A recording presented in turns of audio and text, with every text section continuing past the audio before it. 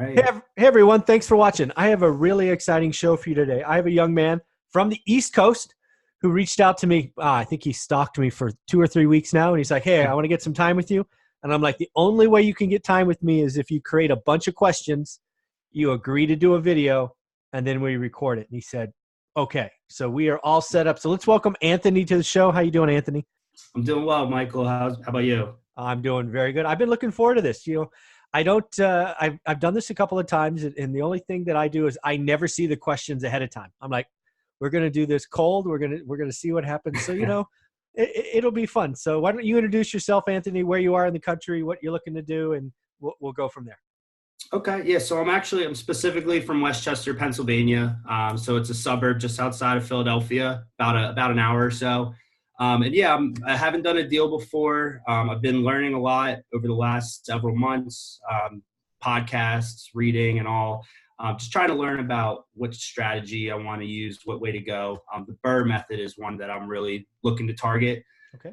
So yeah, just wanted to ask you some questions because you've been there and you've had a lot of experience. So I figure this is a great way to do it. There you go.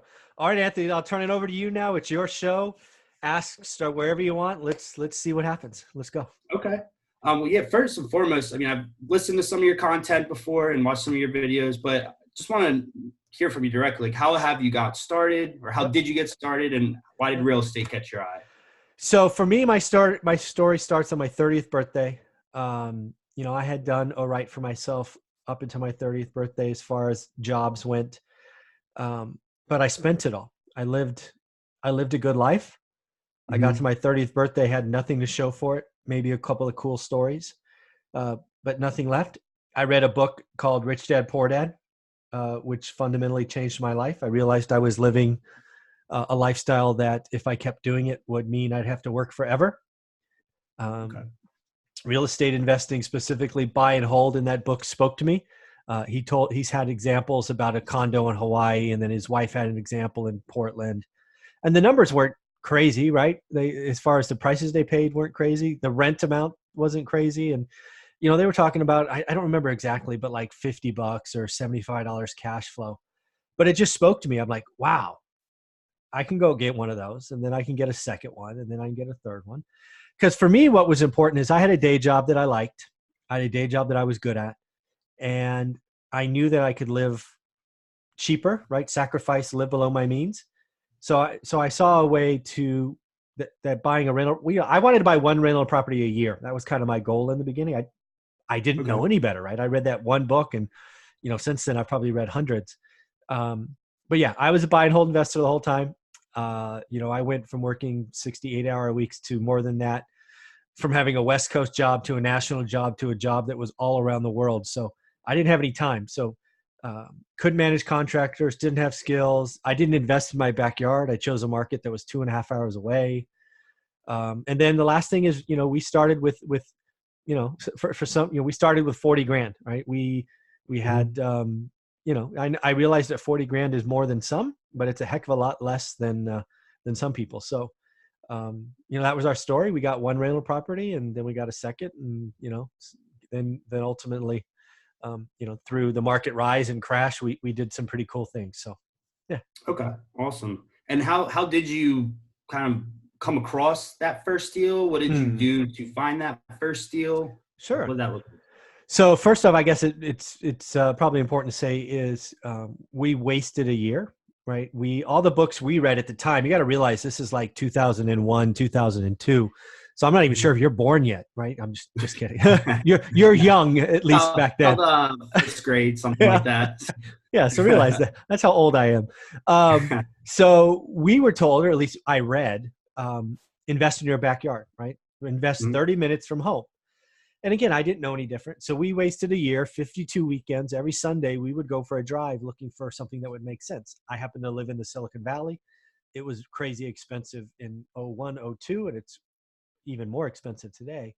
Mhm. So that didn't work. So we had to have a conversation. Then we basically pulled out a California map because for me, I didn't want to get on more airplanes. My job took me out on airplanes. I'm like, nope, no more airplanes. So out of state was not an option. Okay. So then we started drawing circles around our home, and we came across Fresno, California, which is a large market by California standards. It's a million people roughly in the county, about 500,000 in the city, and it made sense at kind of close to the 1% rule, and we just dove in, and then we made some phone calls. We started to grow our network because we didn't know anybody in Fresno. No Okay. agents, no contractors. We knew no one. I had driven through Fresno once on the way to Yosemite on my 13th birthday. That was the extent of my knowledge. That's it, right? Didn't know anything. And we just dove in. So we made some phone calls, grew some network, drove out there, met an agent. Agent knew some property manager. We saw one property that was available because 2003, the market was already starting to pick up. And it was 107. I still remember it. You could look it up. It's 1818 Norris Drive East. We paid 107 for it back then, and it rented for 1100. Okay. And we're like, I remember seeing it. I remember leaving, and my wife's name's Olivia, and we were like, we wish we would have saw more. There's just nothing available. The market's too hot. It was crazy. And she said, I remember on the ride back, she goes, why didn't you write an offer? I'm like, honey, we only saw one house. She's like, no, you've been telling me about this 1% rule forever. That house makes it. Write the offer. I'm like, God, you're right. So we pulled over, called the agent back. We wrote it. We got it. And we were so happy. And then, the first tenant didn't work out so well, but, we owned a rental at that point. So that was exciting back in 03. Absolutely. And yeah, it's so, I hear so much, learn so much, read so much about how you can think of a million reasons why to not start or just psych yourself out kind of. And I guess for you, what gave you that push? Was it your wife telling you to make the offer? Was it just trusting the numbers? I guess, well, so that's actually a really good question. Nobody's ever asked that. So let me set it up. So my 30th birthday, before that, it would have been 99 and 2000, which if you don't remember, that was the .com era. And, lots of people in the Valley were day trading and making a lot like today, right? They're making these RSUs and these stock money. So we lost a bunch of money, right? I lost six figures in the .com era. So I was feeling exposed. Okay. And, real estate was the only thing that was real. I felt it was inefficient. I consider buying stocks gambling, so I'll never do that again and haven't. And I just didn't have another choice, right? I knew it was real. I was comfortable reviewing numbers. I had no idea it would work. I mean, my vision back in 03 is, man, if we can get 4, life will be better. That was the extent of my big dream. I didn't have some big goal of financial freedom or financial independence. I just know if I had 4 and I worked for 30 years, they would be paid off and I would have another source of income and some net worth, when I was 60. And obviously it changed, right, as I grew up. But I mean, that was the extent of it. Is if I could get to 4, my financial future will be better. And, frankly, that was good enough. So, yeah. Awesome. And yeah, and a big thing that for me, it's like, okay, where do I invest exactly? There are a lot of suburbs around Philadelphia where I can look and I've been doing some research. I guess for you, a couple hours away or so in Fresno. What do you consider when you're looking into a market? What about Fresno made it the right move? I know the 1% rule, Yeah. but I guess on top of that, digging into it a little bit. Yeah. So one thing, if you look me up, I have a course called, what is it? How to Start One Rental at a Time. And it basically outlines how to learn your market. It's $199. If you actually use a coupon code called Book 20, it's $20 less. And I send you an autographed book of this. So pretty cool. But basically it's how to learn a market. And without giving away all the secrets, basically what you have to do is you have to pick an asset type. Think 3-bedroom, 2-bath, 2-car garage, whatever it is for you. I don't know Philly at all, but whatever it is. And you have to learn a market because I don't believe in trusting anybody but yourself. I think you need to look at a market. I think you need to learn it. I think you need to look at it every day for 90 days, right? It's not hard, but where people fail is they're not consistent, right? They only look when they have money, or they only look on Saturday, or they only do this, or no, you were making, if you're going to make an offer, let alone buy something, right? You have to write lots of offers before you buy something. I think you need to learn your market. I think you owe yourself, you have to learn a market. So that's what I did. Back then, I picked I picked two zip codes in Fresno. One called Mayfair and one called the Tower, right? 93703 and 728. And I looked at them every day for a decade. Every day, usually twice a day. And I Oh, would know wow. what's come off, because I had no access. I had no agent. I had no MLS access. I had no direct marketing. I don't cold call. I don't RVM. Wholesalers didn't exist when I started, or at least I didn't know any. So I bought everything. I retired by buying properties out of the multiple listing service. Okay. It's possible. Yeah, yeah, that's awesome. Because that's right into my next question. I just wanted to learn how, for you, I guess, the most effective way to buy deals has been. I've started doing a little bit of everything Yeah. so far, but very fresh as well. Yeah, But I would tell you less is more. It's certainly in the beginning. I wouldn't mhm, waste $1 of a direct marketing. Um, I wouldn't consider buying anything from a wholesaler or a flipper until you learned your market. Go figure out mhm. which area, right? Like name 3 towns around you, or like Good ones around here. Pottstown, Coatesville, Phoenixville. okay, Three pretty good ones. yeah. So let's just say for whatever reason, Phoenixville is the one you like. And is that one Mhm. zip code, or is that like, oh, is that really? I don't know. It's like 3 zip Yeah. codes, So let's something like. say, let's even get more specific. Inside Phoenixville, I'm going to Mhm, pick this section, right? The north section or the south section or the east, whatever. mhm, And then what you're going to say is, you know what? I think in Phoenixville, what I'm going to want to own is, yeah, a 3-bedroom. Maybe you're going to say, hey, I want to buy some of the older stuff. I want 3-bedroom, 1 bath, at least 1,000 square feet, but no bigger than 1,400. I want them to be single story. I mean, I don't know what they are out there. Single story with big backyards. I don't know. mhm, Then mhm. go learn. Go look at that. You're going to see somewhere between 15 and 30 of them available on the market. You're going to look every day for 90 days. And what you're going to find out is, where do they come at? And then what's a good deal? What's a bad deal?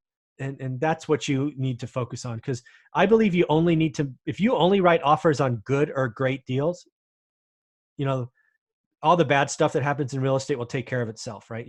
Bad stuff will still happen to you, but hey, you bought a good or great deal. So it's okay. So it's slightly less good or slightly less great. If you just go out one weekend, you make 5 offers on 5 properties, you're gambling without knowing. You got to know your market. That's what people get wrong. They get all excited. I talk to all kinds of people in Silicon Valley. They get hundreds of thousands of dollars from companies going public, and they're like in a freaking rush to fly out and, hey, I'm going to follow you to Fresno. I'm going to buy all this kind of stuff. I'm like, what are you doing? I still look every day, and I don't. You're just gambling. You're wasting your money. Just stop it. So learn Mhm. your market. Okay. Okay. Definitely taken Yeah, on that one good. for sure. But yeah, and then I guess were you buying fixer uppers mainly Oh, or that's a good question. Yeah, I was doing Burr before Burr was a thing. So okay. I bought what I call it, and you'll read about it in the book, right? I bought what I was called cheap properties. Okay. So what a cheap property was back then is, because the lending standards were different, is you could buy a rundown house before, right back in Mhm, '03, because again, lending standards were different, and then they would mhm, allow you to, let's give you an example. Let's say the house is worth 150 perfect. You could mhm. buy it for 100, and then you could put in 25 grand, and boom, you'd have 25K in forced equity, right? That's kind of what the Burr method is built on, right? So Cool. I could buy the house for 100. I would put 20% down, so my loan would be 80K. Then I would come in for cash to fix it up, and then I would rent it out. So, I was looking good on paper. Unfortunately, I never did the last R, or the second. I never refied. So Okay. for me, the problem was I was burning cash, just Mhm, burning cash, right? Because I needed the 20% down, and then I needed the 25K repairs. And I mean, no wonder I can only buy one property a year, right? Because I was just lighting my money on fire. So what I should have bought back then, and I think most people should buy today, because rates are so low, is they should just buy clean properties, right? Even if you okay. buy 150, maybe you get a discount to 140, you're only going to put $28,000 down versus, 20K down plus 25. And I say this because, sure, lending is working today, but Mhm, I saw a time when the market changed and lending stopped. And okay. I'm not a big fan of setting all your dominoes up where you are dependent on other things like lending and appraisals and all these other things that could go wrong. So I am not a huge Burr fan, even though I personally have benefited from it wonderfully. I think Hmm. it's something great to do coming off the bottom of the market. That's why a lot of people have done it the last 5 years. Um, Okay. but today's, if you haven't figured it out, today's not the bottom of the market. Yeah. Yeah. And Definitely learned that. if it's the top, you don't want to be doing Burr into a declining market.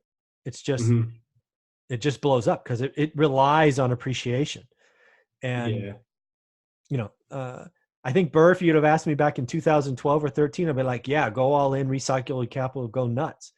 But unfortunately, today's 2019, and I'd rather it's certainly the closer to, if not the top, than the bottom. Hmm. Yeah. I've definitely, to your point, definitely noticed how hard it is to, I guess, buy under market value right now. Yeah. I look at realtor.com, Zillow. Hmm. I do have automatic searches from the MLS. So get all those Cool. in, look at them. And it is pretty tough to buy too far under market value, which is really what you have to do to Burr. Yeah, I mean, Burr requires, right, 70% of ARV, plus less than the repairs, right? That's a Mhm. lot easier to do in the bottom of the market when there's no competition. Today, there's a lot of competition. Mhm. Um, it's almost as much competition as the craziness of '06. Mhm. And yeah, real estate's sexy again. Real estate was not sexy in 2012. Real estate is sexy today. Yeah, yeah, understandable. And yeah, that's why I actually had a question right now. What's what do you look at as more risk adverse? I guess the just cash, or and I guess to your point, you were talking about how it might be a little risky to have a lender involved. But Mhm. are you almost looking at it like the less capital you have in it, is it less risk, or is it vice versa? Well, it depends on where you are in your story, right? When I got started, I call them phases. So phase one is acquisition mode. You're Hmm. going to have loans. Hmm. And I guess what I was trying to highlight in the Burr method is a lot of people do private money and hard money. That Hmm. stuff's expensive. That's short term. Um, frankly, that's what crushed Dave Ramsey. When he tells his real estate investing stories, he had a bunch of short term money that crushed him. Um, Okay. yeah. So basically, I was referring to that. So in your acquisition mode, back to your question, at phase one, you should be buying. Although I'm conservative, more conservative than most. I tell you to do 70% or 30% down, 70% loans. Yes, Okay. the bank may loan you 80%, but why risk it? Why get so close to negative cash flow? It's not a good Hmm. idea. So put Hmm. 30% down if you can and get one. And then sit tight for 90 days because being a landlord's not for everybody. Tenants can be, difficult to work with. I chose to because my market was 2.5 hours away to have a property manager, which I recommend for most. I don't want to meet my tenants. I let my property manager do everything. So in the beginning, get loans. Hmm. Then as you're acquiring, you'll get appreciation, mortgage pay down, all of that. 5, 8, 10 years go by. Then you'll be in phase two. And then it's like, okay, what do I want to do in phase two? You could either do cash out refis because you paid down your debt and you've had appreciation, or you could do what we did in phase two is we did a bunch of 1031 exchanges. We exchanged all our houses for apartments. So we went from 8 houses to 80 units and our cash flow exploded in phase two. Phase Hmm. two goes on another 8 to 10 years. And then you're in phase three. And it's like, what do you do then? Do you keep buying? Do you move your debt around? You have options. So phase one, yes, you will have debt. I would not buy stuff free and clear in phase one. You're not going to get the scale. Um, at least most people won't get the scale that they need. So that's what I think. Okay. And yeah, you touched on property managers, kind of moving right along.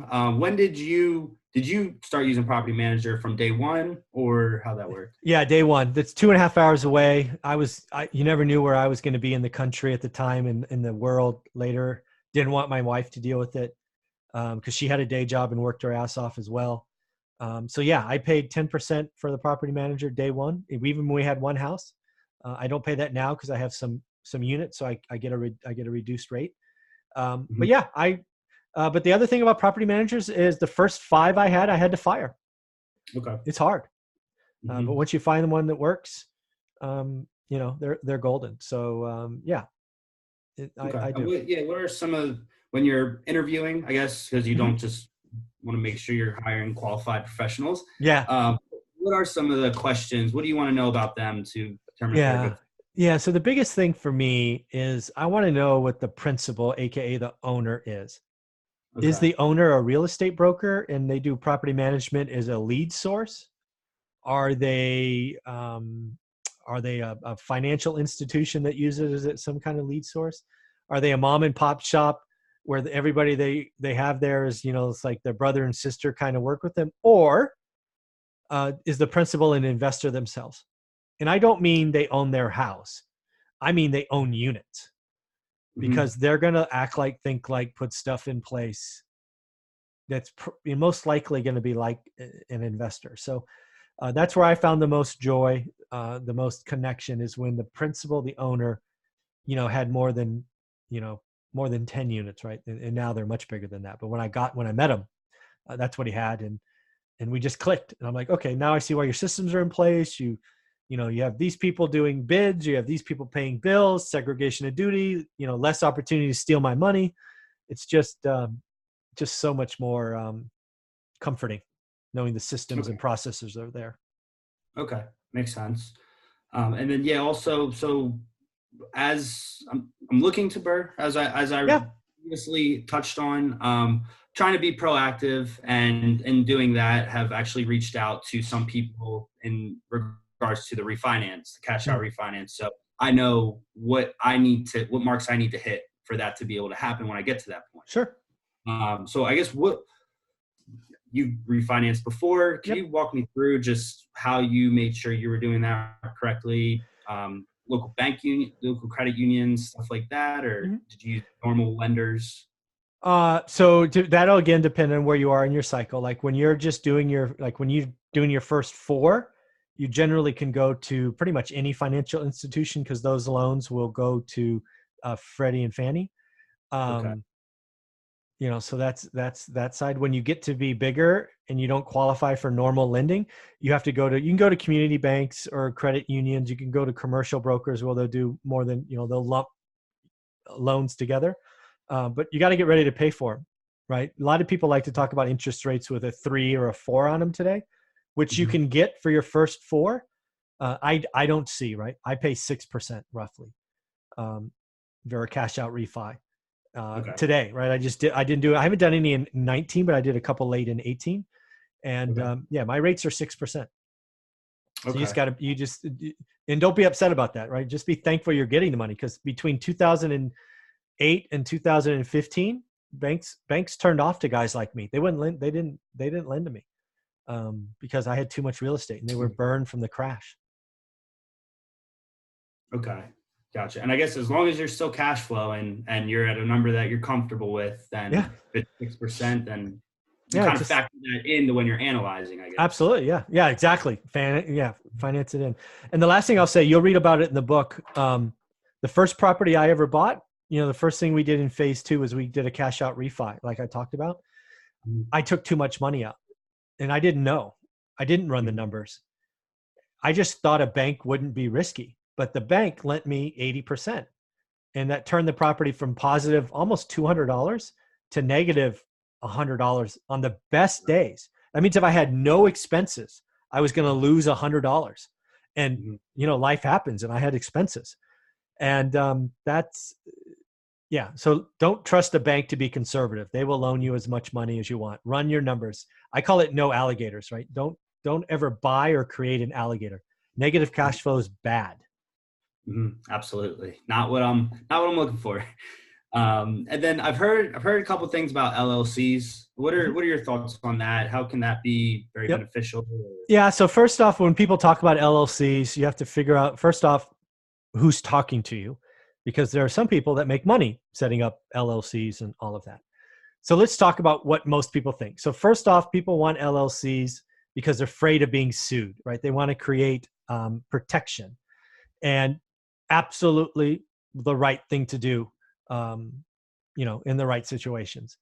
But realize that some people I've talked to, like yourself, They have spent a year or two creating these convoluted LLCs and land trusts and all these things, and they've never done a deal, right? Okay. So I consider LLCs kind of this third step to asset protection, or and basically not being sued.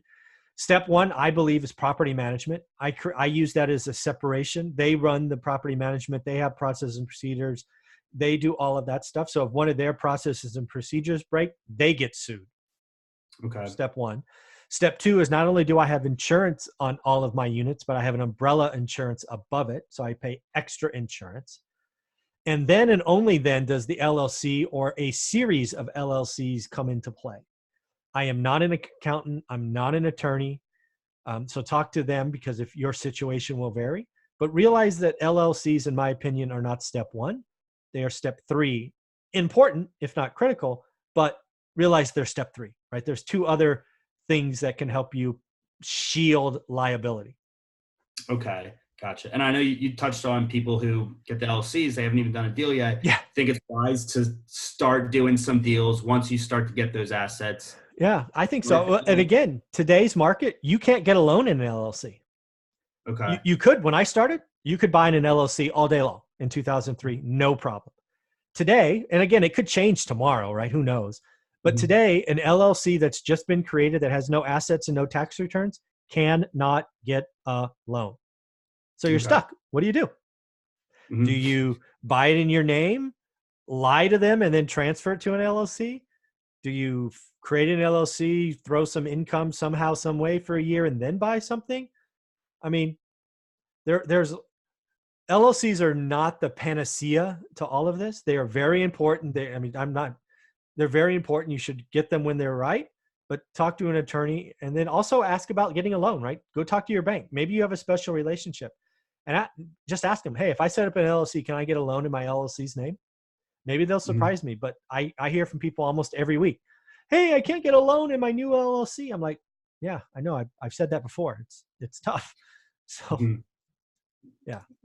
Yep, I hear you. And then really my last big question is just, Sure. what would be some of the best advice that you have for people in my shoes who haven't done a deal yet, eager to get started? Yeah. So pick your market, spend 90 days looking at it, be comfortable not doing anything.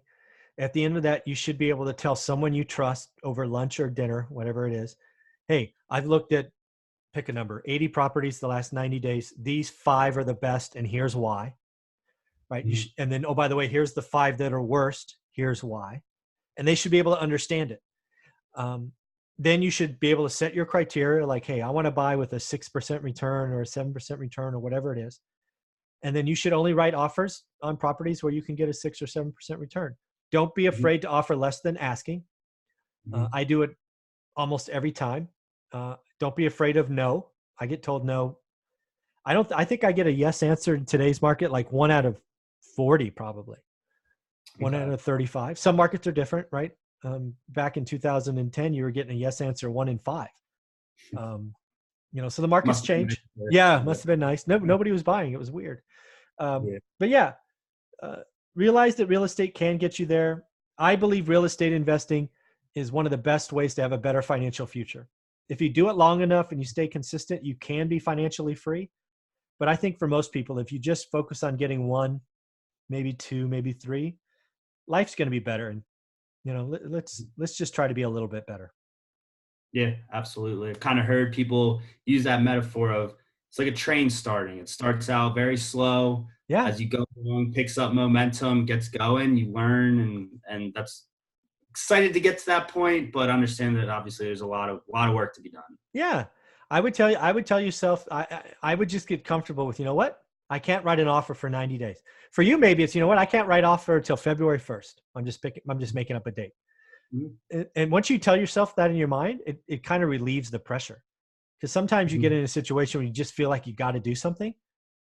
And no, you don't have to just do something. It's okay. So give yourself a break. But learn your darn market. Learn. Okay. Definitely planning on going online and looking a little bit more into some of these markets for sure. Very cool. And just I look at them pretty consistently, but I got to be honest with you, I wouldn't say every single day. So um, definitely understand the importance of that and talking to you today. Very cool. Awesome. But Very yeah, cool. that's about all the questions that I have. All right. Again, I can't thank you enough, and everything that you've said is really resonated, and just very excited after having this conversation. Very cool, Anthony. Well, thank you very much for letting me record this and putting this out. I will save this now and upload it later today. So thank you very much. Awesome. All right. Awesome. Thank you, Michael. You have a good one. You too.